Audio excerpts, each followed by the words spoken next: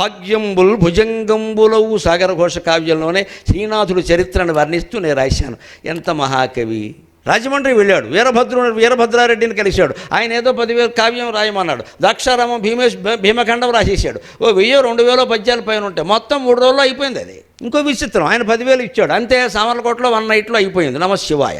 ఎందుకైందని అడగండి, అంతే. ఆయనే చెప్పాడు, చళుక్య భీమవర గంధర్వప్సరోగామిని వక్షో జద్వజ కుంభి కుంభములపై వాసించు తద్వాసనలు. మొత్తం 10,000 1 నైట్లో అయిపోయాయి. చివరికి ఏమైంది? అడుక్కు తినాల్సి వచ్చింది. ఆ పద్యం రాస్తూ ఇలా ఉండి, ఎందుకు చేసుకుంటారు జీవితాలు? 4 రూపాయలు దాచుకోవడం తెలీదా?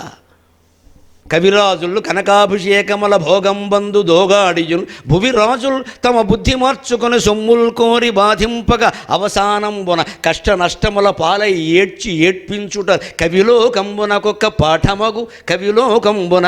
పాఠమగు భాగ్యంబుల్ భుజంగంబులవు.